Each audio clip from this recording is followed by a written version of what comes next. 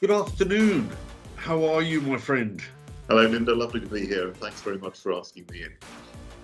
And John, it looks like you've had a busy day. You were saying to me earlier, uh, and for those sort of tuning in, um, John is an amazing fellow, a really amazing fellow. First time I came across him was on Clubhouse. I don't think anybody even goes on Clubhouse anymore, but it was on Clubhouse, and uh, and I was listening to what you were saying. I saw your background, and interestingly. You worked for King Charles, or as he was then, Prince Charles. So clearly, last week would have affected you. And you worked, I think it was for a decade. Is that right, John? Was it a decade? Well, actually, in different roles for 17 years, so almost Oh, two decades. wow.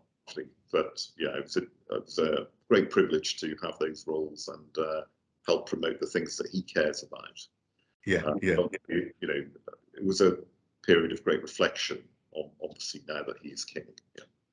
absolutely. So I think anybody who's now listening and watching could now sort of see the background of John. And of course, you spent a lot of time in the military, if I remember as well. I was 10 years an infantry officer before. That seems a long time ago now. And what was really funny, and we'll move on to the reason for the call, is because for those who don't know, Clubhouse is an audio sort of platform. And I just remember hearing your voice and thinking, good grief, this guy's an impressive fellow. But and particularly when I got your background. But then what was really interesting was that, during Clubhouse, and you said during Clubhouse, I'm working on a project. I remember you saying that. And he said, I'll be reaching out to a few people. This is what you said. And then I got that phone call. And John, you said, it's not about this project called Anthropy. And it's around the significance of place. Would you like to get involved? And obviously at that point, we were just launching a magazine, The Business Influence, which the next issue comes out next week. So you're in there, which is great. And obviously, as an influencer, business influencer, we're interested in the UK economy, we're interested in place and skills. So it's a perfect fit for us. When you said, well, would you like to get involved? Someone asked the next question, which is, I then said to you, explain. So perhaps, John, over to you. Explain what is Anthropy and explain how you came up with the idea, just like you told me. Yeah. Well, Ninder, thank you so much. And yes, I mean, Anthropy is something that had arisen really out of the COVID experience. And I know that it will have affected people in very different ways. I'd spent 17 years commuting to London. I work in the media and marketing and advertising and sort of space. And then suddenly we're all closed down and we go home. And my home is in Shropshire. I go from the centre of the city here into a rural location for a year of lockdown, like so many of us did. And a couple of things that happened. One is that I lost a couple of friends to COVID in that first year, which was a bit of a shame, a bit of a shock. But I have written books in the past, and I was writing a book, and the foreword for the latest book was actually written for me by Klaus Schwab of the World Economic Forum, who has the great Davos gathering each year. And having spent so long, I spent about 20 years at the interface between business and the impact of business on society. I thought, here I am seeing my country affected by COVID, both economically and in terms of society, in a way that I've never seen before. And we don't know, this was the end of the first year, we don't know what the implications are, but we have got to be able to get ready to come back, bring people together, and rather like the Davos situation, but instead of looking at global issues, let's look at things that are relevant to our communities, to our high streets, to our businesses, to our coastlines, to our farms, etc. Let's look at what we need to do to bring people together to build back better, to use that phrase.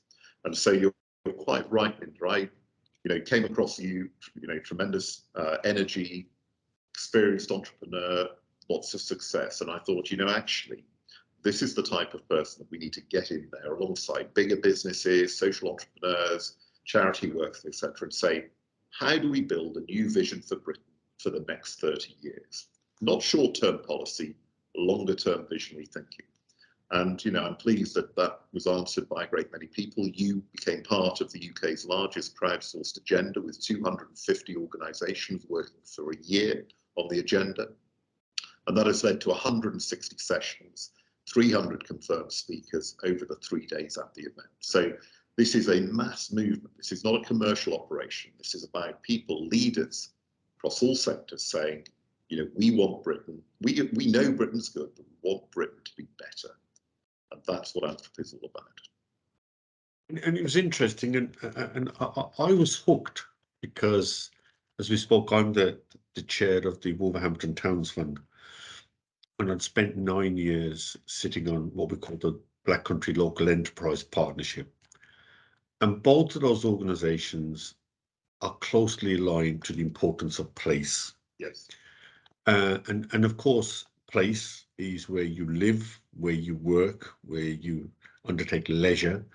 Most people will probably stay in that place for the most of their life. So how that place functions is very, very important. And as you said, during COVID, you know, people did start to question whether they should stay at home, go to work, and of course, and here's a question I'm going to ask you. So one of the things that happened during COVID was we started to look at the high street in a different way, because the high street had started to decline. But I think through digitization and deliveries, that became even more stark. So I suppose the question I've got to ask you is, to what extent do you think entrepreneurs and business have a role to play within how a place operates day to day, short term, medium term, long term? Because that's surely one of the issues you will have to cover through Anthropy. No, absolutely. So a bit of context to this. So firstly, we all have places that are important to us, but the whole concept of Anthropy was about the future quality of life. But actually, we need to have a quality of place to support our aspiration for quality of life. So this puts quality of place absolutely at the core.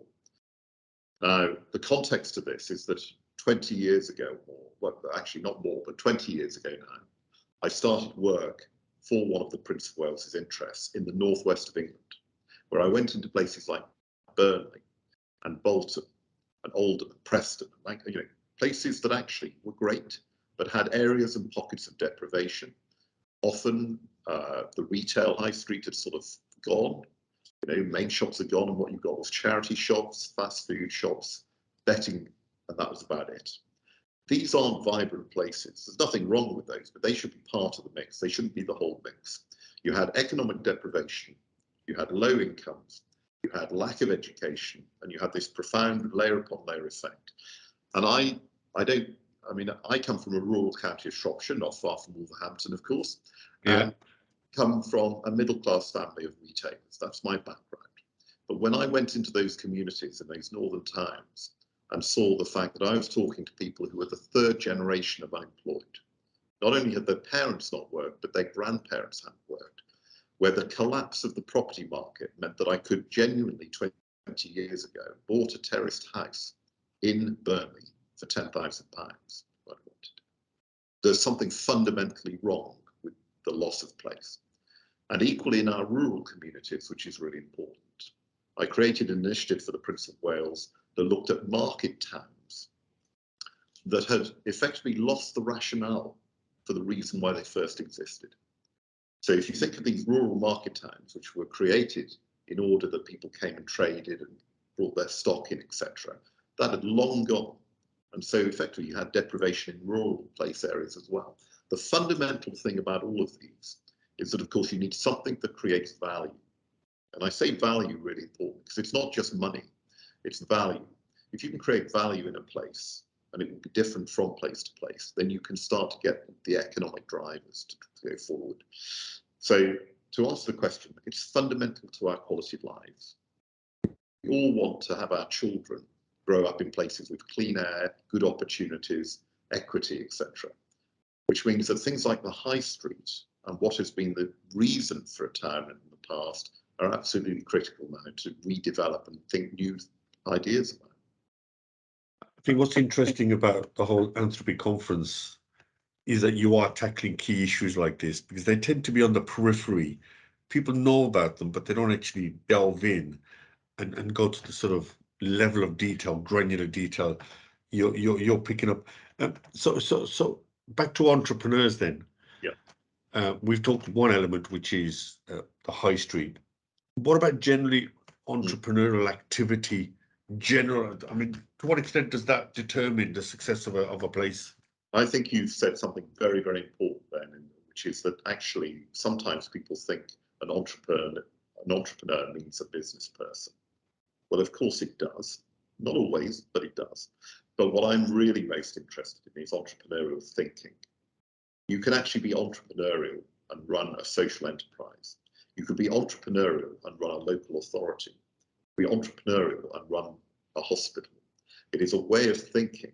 It is a mentality that does not constrain itself through an acceptance of the status quo, but is even driven by either by a sense of here's an opportunity to enhance the value of something, or we're driven because actually what we've got at the moment is not good enough. So the fostering of entrepreneurial spirit in a place across all sectors is, in my view, a key component to future success. But it doesn't just come from business, it comes from business, public sector and others. And in my view, it's about working together. So actually, one of the things I learned when I was running programs for the then Prince of Wales was that he would visit around the country, he'd go to very tough areas. Using his convening authority, he would bring business leaders in, but he'd bring the head teacher in. He would bring the person running the local health sector or whatever, and he would get everybody to look at the issues in these areas, because that's when you get innovative thinking. You get the crossover of knowledge with an entrepreneurial bent, with perhaps a commercial experience, and you get something new coming out, rather than people sitting in their silos. So what we're doing at Anthropy, which you know, is that I'm putting everybody from Dame Darcy Bustle, a ballerina, sitting next to Richard Walker from Iceland Foods, sitting next to Ninder Johal from Nachural, sitting next to a head teacher, and let's see how that generates new ideas. But it's an entrepreneurial spirit that's required. So you mentioned that then Prince of Wales was the sort of catalyst in bringing together. And of course, we know a place is determined by the collaboration between its stakeholders. Yeah. And so you've talked about entrepreneurial thinking.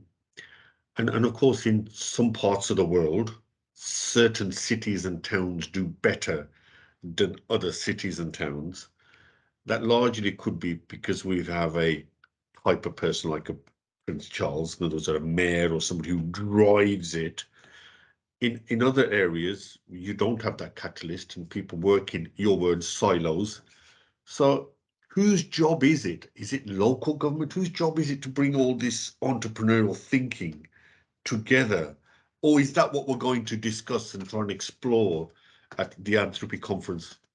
Well, I mean, I think, yes, it's a very good question. So I think that it's certainly something that will be explored and people will have different views. You have different approaches to this. I mean, there are, in my experience of visiting lots of communities, looking at all aspects of success and otherwise, there is a deep vein of entrepreneurial thinking in people all across this country. Napoleon was famously said they're a nation of shopkeepers. Well, I wouldn't take that as an insult. We are a nation of people who are not, well, we're restless in improving things. It's why we are where we are. We are, a significant country in the world because of that appetite to change. And I think when you look at government, either central or local, and you then look at the situation where, let's face it, you're looking either at the vibrancy being maintained and growing of something that's got those components already, or you're looking at a place that is falling behind and needs to be enhanced. Now, what you don't want government to is to say, well, there's a really successful place, in which case we can now put more constraint on them in order to, I don't know, tax them more or whatever, because that will kill it. What you want is enabling conditions. And I think there's two. So at national government level, of course, national government has power potentially to say, right, we're going to create a special economic zone, or we're going to invest in moving a government department into this town as a domino employer, something of that kind. And that can be really significant as a big intervention. But I think the most important thing is to ensure that entrepreneurs don't feel hampered by legislation. The difference, I think, at local authority level, because they don't have that influence, is that they can still be an enabler through being a convener of people who care about the place that they're responsible for. So I live just outside the town of Shrewsbury. I'm an entrepreneur in residence at the university. The university presence there is a combination of the academic institution, business, and the local government. But the local government facilitated and created the conditions for the university to be developed there. And it's the local authorities that should create the conditions for startup businesses and people to think, yes, I'm going to create this new initiative or whatever. Often, I'm afraid to say, there has been in the past a mentality where government at any level is about control. It shouldn't be about control. It should be about releasing people to let them bring that spirit into a place. You mentioned the word skills there, Yeah. and you mentioned the fact that in your earlier part of your career, you were up in the north and you saw populations that weren't educated, populations that didn't seem to have a bright future in their own eyes. So to what extent do you think a place's success is determined by the skill of its people, or even maybe a provision that allows people to be educated? Because not every place is equal. No, absolutely. And I will sort of declare, so I mean, I am not a graduate. I've not got a degree. I'm not proud of the fact I have 3 A levels. They're all grade E. Most people say, it was grade E? Well, they did in my day. Okay, so, but I'm not academic. And the thing that allowed me to progress was actually my going off in the army. But there is a lesson in this, because actually in many towns and cities, what will happen is those people who are academically inclined will go to university, and they'll be enticed to London, or they'll be enticed to other cities. They won't go back to their home to create the new businesses where they came. So if you're growing up in a Bolton or a Burnley, whatever, the chances are, if you do well academically, you'll go to university, that university will away, and you won't return. So firstly, you get a talent drain to an extent. So you've got to say, well, there may be how do you get these people to go back to the places?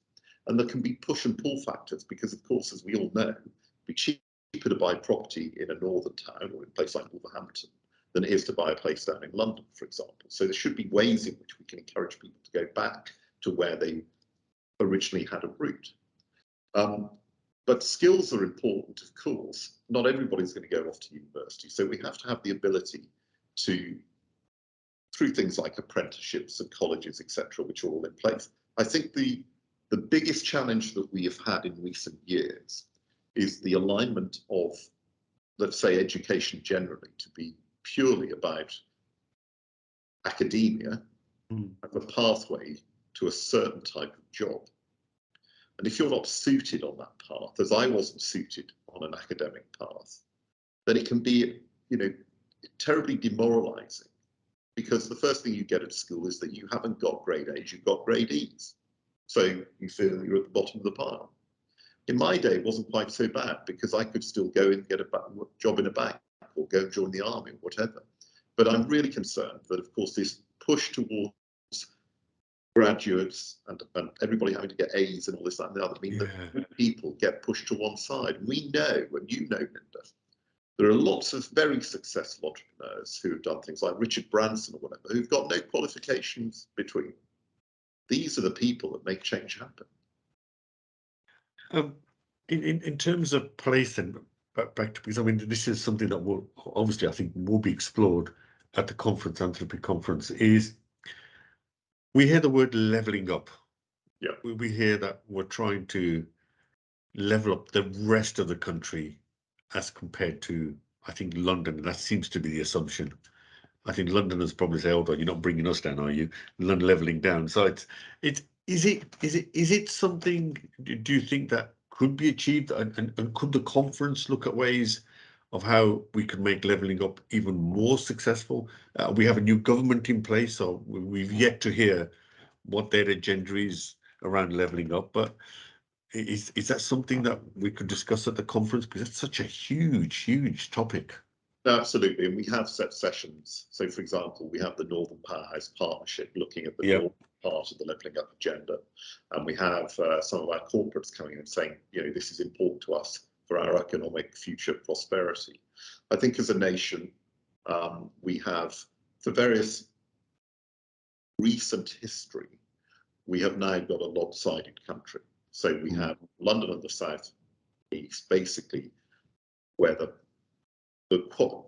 quantity of wealth generated in this area through banking things is all skewed. If you think historically, that was not always the case, because historically we had, for example, in the Black Country, that was the that was the factory of work.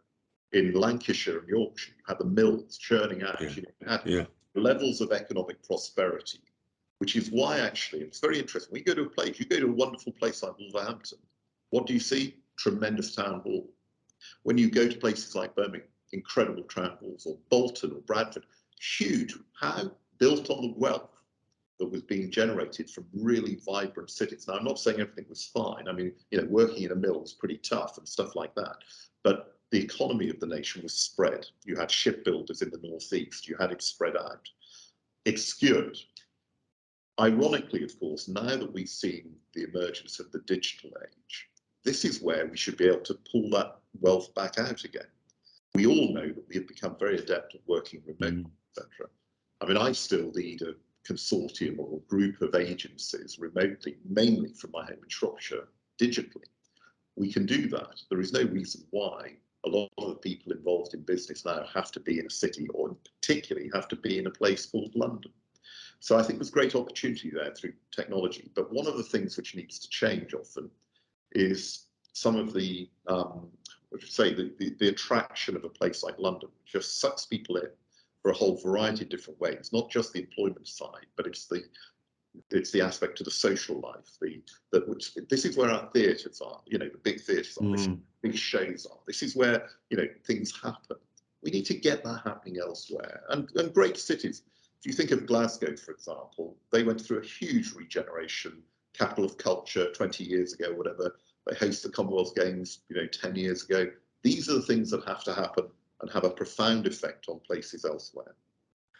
You just mentioned a couple of things there, and I assume, and again, I'm assuming somebody will tackle this, is the changing role of place because of the after effects of COVID, but in particular, the use of digital broadband. So suddenly people are going into leaving the urban areas because they feel they can have a better lifestyle, and with the increasing digitalization, they're able to do that. So sometimes, the places we've known it in the past has now just completely disappeared. And sorry, I thought I'd switch this thing off. I have switched it off. It's not ringing. So do you think we'll be tackling that? The fact that COVID has now got people moving out of urban areas and changing in some respect, particularly house prices in some of those areas? There have been a lot of ripples and sort of there's been a lot of effects post-COVID. I think what's interesting is, of course, actually COVID now to many of us feels like ancient history. We are now facing really significant issues around, food, energy, the economy, They've sort of pushed COVID back. They're all related. What it has meant, you have multiple. We've always had a situation, for example, in attractive rural areas like Cornwall or Cumbria or even Shropshire to an extent, that people either retire and buy up all the cottages, which means that young people can't actually afford a cottage because the housing market's gone up, or you have a paucity of affordable accommodation and things of this kind.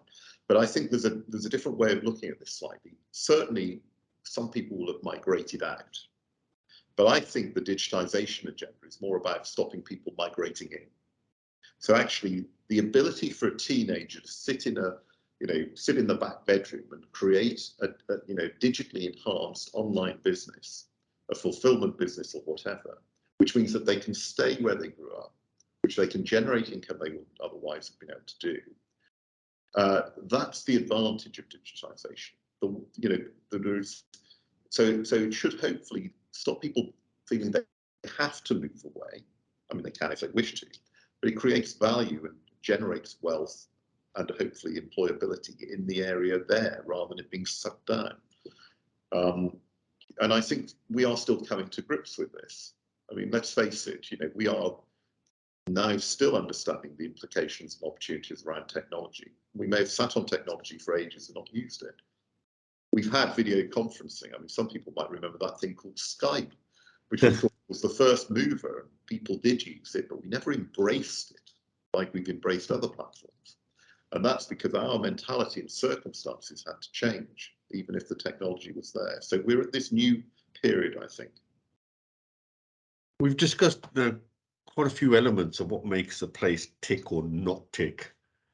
And so what are you hoping? What are you hoping? What sort of people are attending this? I think it's a fantastic idea. And of course, the venue you've picked a particular venue. Yeah, I mean, I've picked a particular place.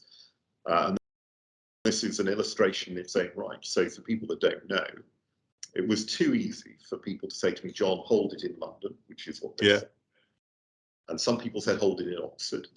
Yeah. And I thought, well, if I do that, it'll be exactly the same as any other conference. So I thought, actually, what we need is a place that not only illustrates what can be done in a regeneration frame of mind, but also, if you take the Davos model, the Davos is put there in a remote and attractive place in Switzerland because its founder said that if he put it on in a city, the senior leaders would just pop in and pop out. So they'd pop in, speak grandly from the stage, and then disappear. If you chose a place that was remote, they'd have to make a serious commitment to be there. And once there, they couldn't nip out. So that's why I chose the Eden project in Cornwall. And that is the world-renowned environmental project with these huge biomes, with the world's biggest indoor rainforest. But it was a disused quarry. So if you imagine an old extraction industry and a disused hole in the ground being converted into what is a beautiful environmental tourism location, which not only brings employment in because it gets millions of visitors, but it also educates the people there about sustainability and plants and things of that kind. This is the transformation example that we're actually embedding the conference into. I think the other point you said about who's going to be there is really important because it goes back to the place agenda. We have talked a lot about entrepreneurs, and I say it's an entrepreneurial mindset. Everybody automatically thinks about place being driven by business people. So it's about business generation. But it's not always going to be the case, and it's not always going to be appropriate. And I'll give you just one example where a festival in its own right transforms each year the economic prosperity of one place called Hay-on-Wye. Hay-on-Wye has a world-famous literary festival because one man, I don't know if people know this, one man had got so many books, because he loved so many books, that he thought, I've got to sell some of these. So he literally dragged the bookshelves out, stuck them on the side and started selling books. And then he invited a few people down to speak about books, blah, blah, blah, blah. The next minute, you've got a huge festival there. If you go to this little village on the Herefordshire-Welsh border, you find loads of bookshops in this little village, really. And every year, of course, world leaders end up there. And you know, royals end up there, and writers end up there, whatever. And it's a huge thing.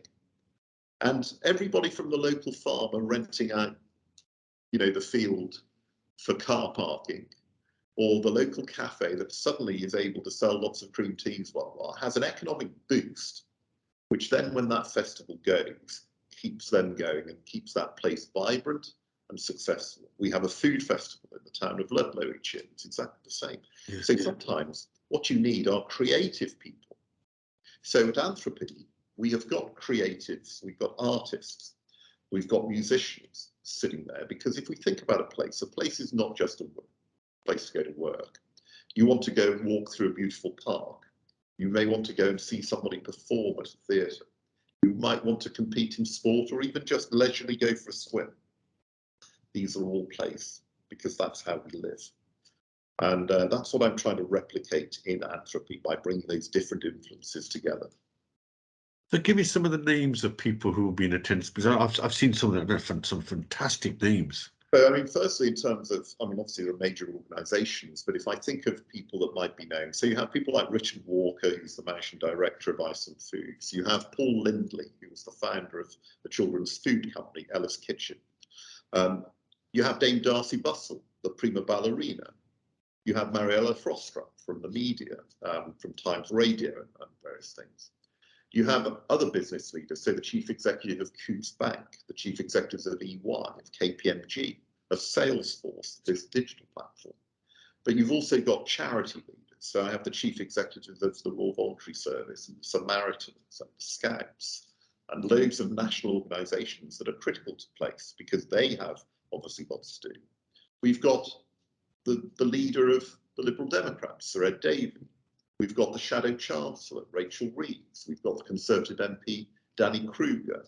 We've got London's Mayor, Sadiq Khan. So we've got Anna-Marie Phelps, an Olympian who's the Vice Chair of the British Olympic Association.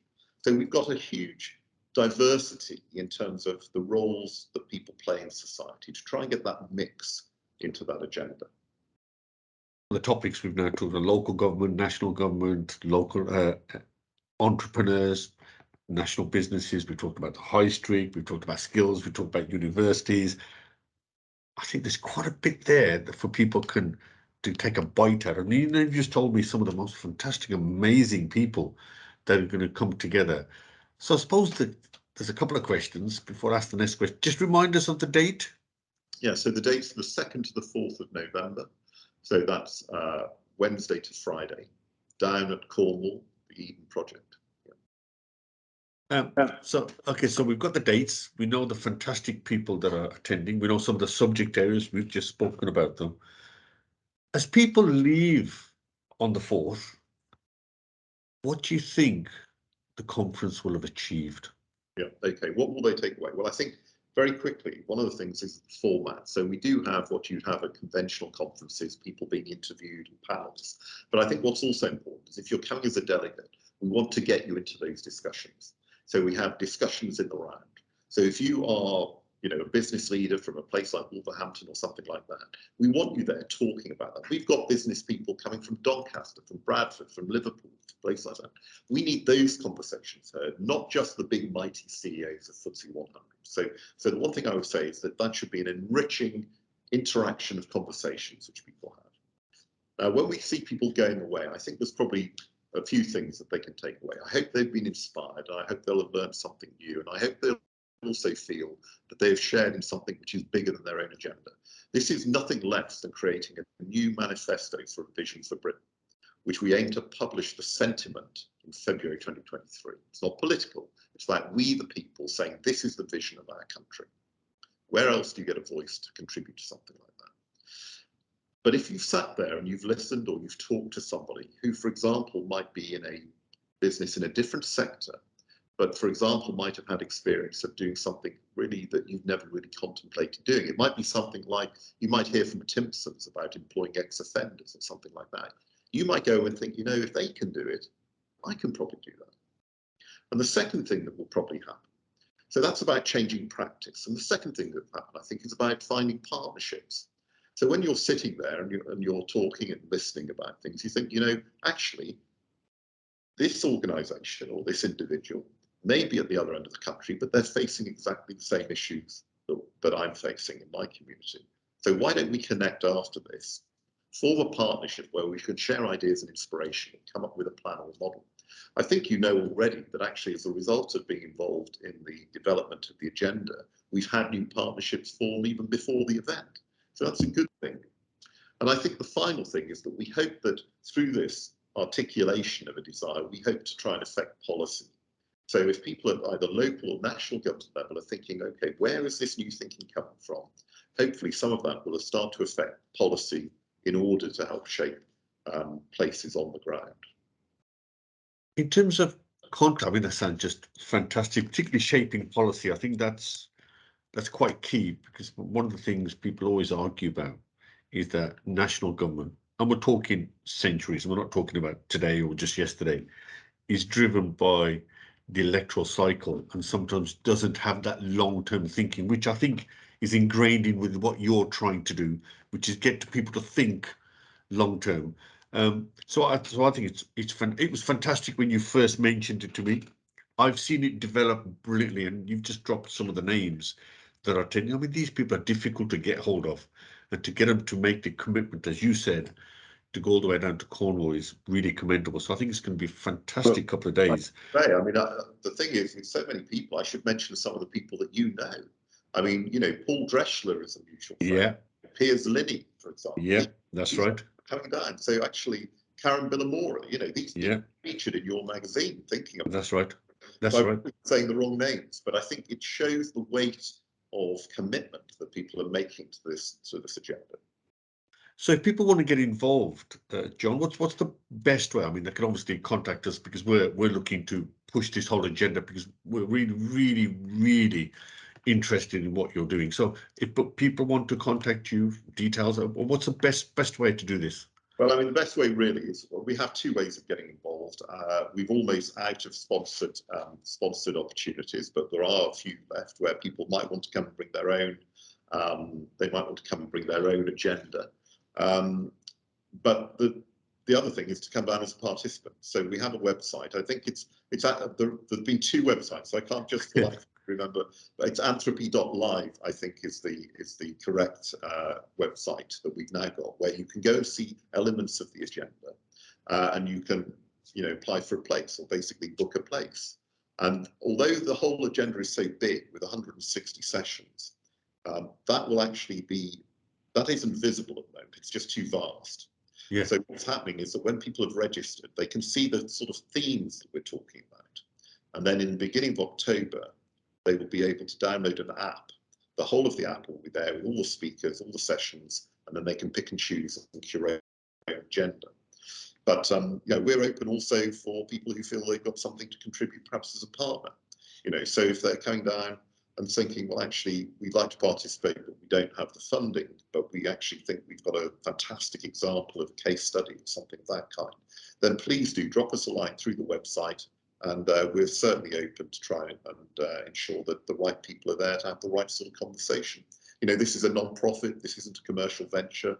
You know, this is a philanthropic effort and a huge amount of goodwill from people like yourself to say, you know, we have a moment in time to have a different type of conversation. Do you know something, John? We spoke about the word entrepreneurial, and I can't think of a more entrepreneurial-driven conference than the one that you've put together.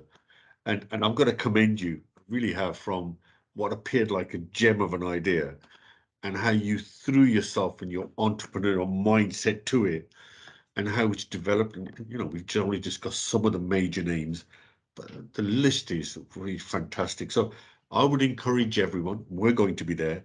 I'd encourage everyone, if you really value the future of this great country, and if you want to participate and help shape the future of this brilliant country, and remember, it's driven by regions and place, which is the very thing you're tackling. I think this is fantastic, and I'd like to thank you for your time. It's been a pleasure. And I look forward. I think it's only 3 or 4 days away. Your article's in here, and of course we'll be covering the whole conference leading up to the date and post. But thank you for your time, John. It's been fantastic. Ninder, can I thank you, and can I commend you for what you've done, and also the ability during COVID to look again with that entrepreneurial spirit to develop the magazine, etc., which is really a quality production. And I would also say, because we should say it, but we have arranged for a special discount for your readers, haven't we? So yes, actually, if people do wish to subscribe, then before they go to the website, or go to the website, before they book, they should get in contact with the appropriate way so they can get your special contact as one of your network. I think that having the, you know, frankly, the type of people that engage with you through that journal and through your awards are exactly the type of people who could start influencing in a bigger way through Anthropy. I'd love to see them there. So thank you so much for asking me. I really appreciate it. And John, whatever is left of today, it's getting dark out there. Have a great evening, and of course the rest of the week. And I'm sure we're going to be in touch well before the 4th. But I look forward to what's going to be an amazing, unique, and I think the effects will be long-reaching and far-reaching. So well done. Thank you very much.